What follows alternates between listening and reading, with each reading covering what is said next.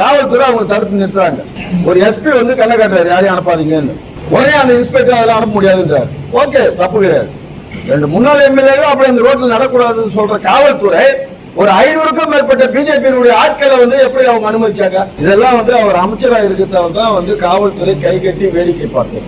இது சம்பந்தமாக இந்திய தேர்தல் ஆணையத்துக்கு நாங்க மறுபடி இந்த வந்து காவல்துறை தேர்தல் நடத்தும் துறையினுடைய ஒருதலை பட்சமான இந்த நடவடிக்கைகள் குறித்து புகார் மனு அளிக்கப்படும். ஒரு ஆம்புலன்ஸ் வண்டி அது செல்லக்கூடிய பாதையை மறித்து காவல்துறையினர் அந்த ஆம்புலன்ஸ் வண்டியை திருப்பி அனுப்புறாங்க. ஆனா ஊர்வலத்தை வந்து ஏன் இப்படி ஊர்வலம் பண்றீங்கன்னு சொல்லிட்டு சரி பண்ணல. அந்த ஆம்புலன்ஸ் வண்டி போக வேண்டிய பாதையை ஆம்புலன்ஸ் வண்டியை போக விடாம அந்த வண்டியை மறித்து பின்பக்கமா ரிவர்ஸ் எடுத்து நீ வந்த வழியா போன்னு சொல்லிட்டு அனுப்புறாங்க. அப்போ இந்த ஆம்புலன்ஸ் வண்டியை விட உள்துறை அமைச்சருக்கு தான் அதிகப்படியான மதிப்பையும் மரியாதையும் முன்னுரிமையும் இந்த காவல்துறையில் இருக்கக்கூடிய எஸ்பி அளவில் இருக்கக்கூடிய எஸ்பி இன்ஸ்பெக்டர்கள், பல இன்ஸ்பெக்டர்கள் அது செய்தது வந்து இந்த தேர்தல் வந்து நேர்மையாக நடப்பதற்கு துளி கூட வாய்ப்பே கிடையாது.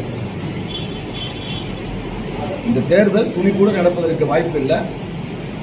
இதே நிலை நீடித்ததுன்னா இது சம்பந்தமாக இந்திய தேர்தல் ஆணையத்துக்கு நாங்கள் மறுபடி இந்த வந்து காவல்துறை தேர்தல் நடத்தும் துறையினுடைய ஒருதலை பட்சமான இந்த நடவடிக்கைகள் குறித்து புகார் மனு அளிக்கப்படும். இதில் சம்பந்தப்பட்டவர்கள் தங்களுடைய ஏதோ வந்து கொஞ்சம் நினைச்சு பார்க்கணும். அவங்க இதெல்லாம் என்ன நடந்தது, நம்ம என்ன பண்ணோம், நமக்கு வந்து இந்த தேர்தல் ஆணையம் என்ன பணியை விட்டுக்கிறாங்க, நம்ம அதெல்லாம் செஞ்சோமான்னு சொல்லிட்டு பார்த்தோமா, அது வந்து ரொம்ப ரொம்ப ரொம்ப ரொம்ப ஒரு அநாகரிகமான செயலில் வந்து இந்த காவல்துறையுடைய செயல்பாடு இருந்தது. எல்லாத்தோட நாங்கள் 5 பேர் தான் போனோம்.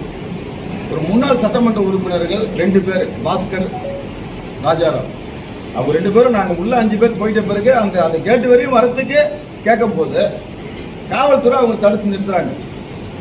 ஒரு எஸ்பி வந்து கண்ணை காட்டுறாரு, யாரையும் அனுப்பாதீங்கன்னு. உடனே அந்த இன்ஸ்பெக்டர் அதெல்லாம் அனுப்ப முடியாதுன்றார். ஓகே, தப்பு கிடையாது.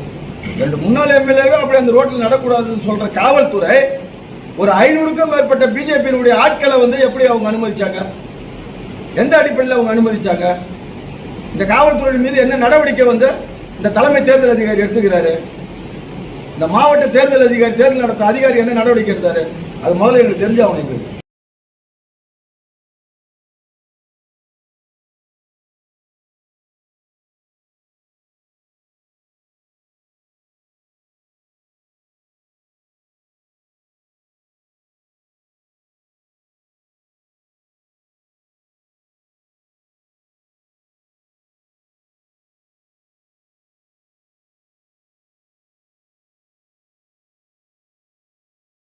பல கார்களிலேயோ பல அமைச்சர்கள், பல சட்டமன்ற உறுப்பினர்கள், ஆளுங்கட்சி சேர்ந்த சட்டமன்ற உறுப்பினர்கள் மாவட்ட ஆட்சியர் அலுவலகத்தை எதிரிலேயே அந்த சாலையை அடைத்து கொண்டு நின்றது வந்தது, இதெல்லாம் வந்து அவர் அமைச்சராக இருக்கிறதால தான் வந்து காவல்துறை கை கட்டி வேடிக்கை பார்த்தது.